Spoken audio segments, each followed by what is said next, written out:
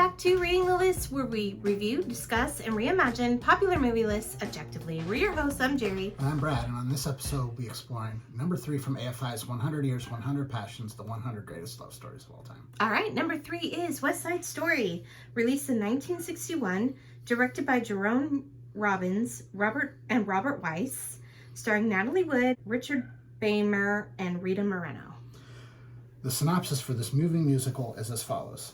In 1957 New York City, rival gangs the Jets and the Sharks compete for control of the Upper East Side.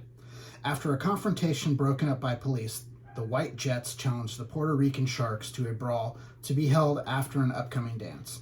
Jets co-founder Riff wants his fellow co-founder Tony, Richard Beymer, to fight in the Rumble. Riff invites Tony to the dance, but Tony senses something important is coming. Riff suggests it could happen at the dance, and Tony agrees to go. Meanwhile, Sharks leader Bernardo's sister Maria, played by Natalie Wood, tells her best friend and Bernardo's girlfriend Anita how excited she is for the dance. At the dance, members of the two gangs and their girls refuse to mingle. Tony arrives and he and Maria instantly fall in love. Bernardo angrily demands Tony stay away. Riff proposes a midnight meeting with Bernardo to settle the rules of the Rumble. After the dance, Tony sneaks onto Maria's fire escape and they reaffirm their love. Meanwhile, the gangs agree to a showdown the following evening under the highway with a one-on-one fistfight. The next day at the bridal shop, Anita accidentally tells Maria about the Rumble. Tony arrives and Anita warns them about the consequences if Bernardo finds out about the relationship. Maria makes Tony promise to prevent the Rumble, and the two fantasize about their wedding. The gangs approach the area under the highway. Tony arrives to stop the fight, but Bernardo antagonizes him. Unwilling to watch Tony be humiliated, Riff initiates a knife fight. Tony intervenes, leading to Bernardo stabbing and killing Riff. Tony then kills Bernardo with Riff's knife, and a melee ensues. Maria waits for Tony on the roof of her apartment building. Her arranged fiancé Chino shows up and tells her what happened. Tony arrives and asks for her forgiveness, telling her he plans to turn himself in to the police. Maria is devastated but confirms her love and asks him to stay. The Jets' new leader, Ice, assembles the gang. They are told Chino is after Tony with a gun. Ice sends guys out to warn Tony.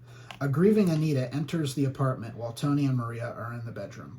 The lovers arrange to meet at Doc's, where they will pick up getaway money to elope.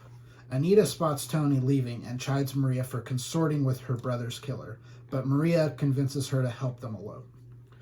When detained by police, Maria sends Anita to Doc's to tell Tony. The Jets harass and attempt to rape Anita before Doc intervenes. Angry, she lies and says Chino has killed Maria. Doc gives Tony money and the message. A distraught Tony takes to the street and shouts for Chino to kill him too. In the playground next to Doc's, Tony spots Maria and they run towards each other. Before they reach each other, Chino shoots and kills Tony. Maria stops the gangs from fighting, takes the gun, and threatens to shoot everyone, blaming their hate for the deaths. The cops arrive to arrest Chino, and the gangs unite to carry away Tony's body. The feud finally over. So before we go into the actual movie, I kind of hesitated in scoring it because this is the first movie that we have on our list. It's based on a Shakespeare play, which is Romeo and Juliet. So it's kind of hard. This movie is on this list supposedly because of the love story. So the love story is not original. Well, I mean, no love story is probably right. All that original. My biggest problem, and frankly, I'm not a huge Romeo and Juliet fan either, because I've always had a problem with the love story. Can you explain? I don't buy it. Why don't you buy it? That they instantly fall in love. It's just weird. You've never been like a 16-year-old person and totally fell in love with somebody. You thought you fell in love with somebody. That's not love. That's lust. Right. But they're talking about marrying each other and stuff. Well, because that's what they think they need to do, and that's I know, but they go from they think that it's love. I know, but they go from 0 to 100 5 minutes after meeting each other. It's just strange. It's not strange. It's strange. It's a Shakespeare. play. Strange to me. Anyway. And beyond that, neither of I really like Natalie Wood. Like, you know, when that Splendor in the Grass, she's fantastic so good. in that. Which Yes. is honestly, that's how she got this part actually, because Warren Beatty was. Oh really? They wanted Warren Beatty to play. That would make sense. To play Tony, and. I mean, if you're gonna have a white guy like play a Puerto Rican, you should have went with Warren Beatty. Well, he wasn't gonna play. He was gonna play Tony. He wasn't gonna play a shark. Oh.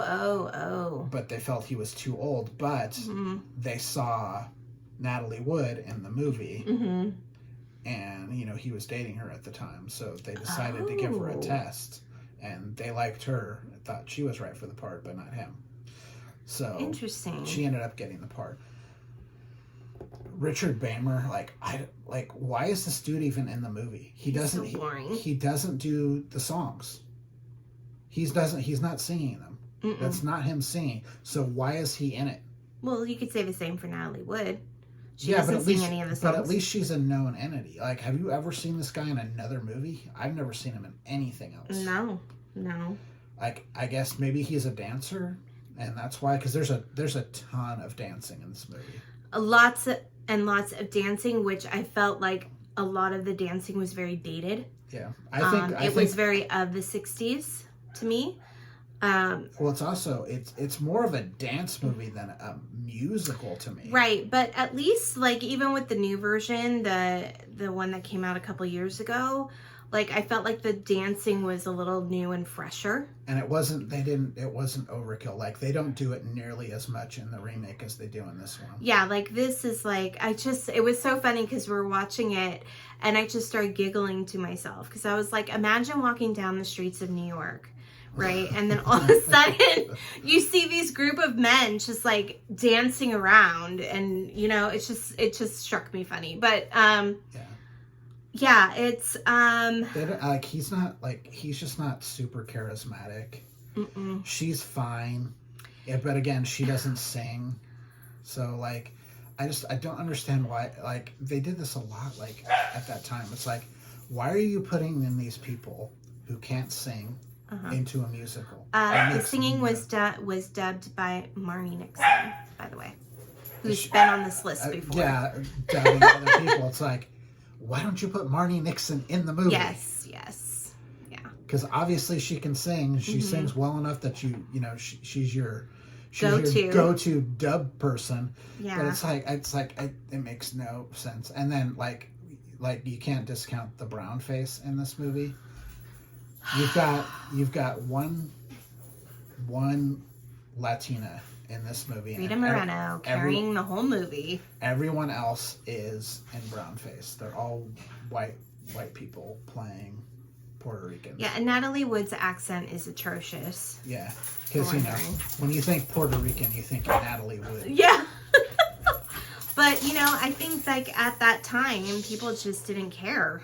Which I don't get it. My biggest problem is like you could have found really talented Puerto Rican performers. You absolutely could have. I mean, maybe there was some like in the dancing scenes. I don't know. I don't really know the gist of it. As far as I know, there's not. But our dogs are coming in hot and heavy right now. Yeah, they've got a little zoomy action going on right now. Yeah. Boys. Out. Come on, if you're gonna play outside. Out. Go.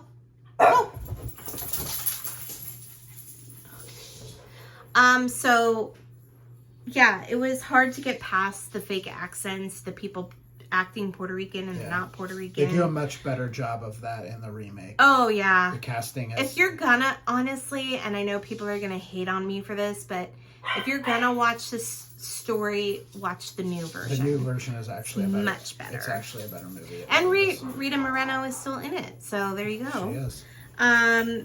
It really falls flat. I was very disinterested.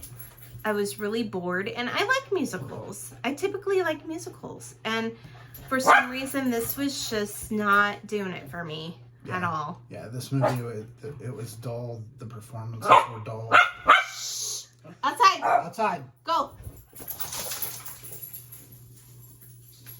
it's blah. And I hadn't seen this in a really long time, and the last one that I saw was the new one, which the direction's better, the choreography's better. It's all the same songs except for they sequence them slightly differently. There's a couple of songs that are in different spots. I think that actually makes sense. And the people that were in the movie could sing. Yeah. Were really good singers. It has the same Tony problem though. Like Ansel Elgort is miscast and not very charismatic. He's kind of blah. Yeah. But really yeah. So I'm sure I would love to see this stage play. I'd love to see that at some point in my life.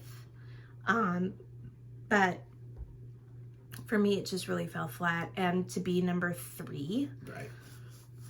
This is one of those nostalgia picks by the AFI. There's a lot of them on this list. Yes. There might be another one in the top 2, possibly. Just throwing that out there. Yeah. I gave this one a 49. Jerry gave it a 45. The list score is therefore a 47. All right. Bring the hate. Let me hear it. You are probably going to totally disagree with us. If so, please put it in the comments. Let's talk about it.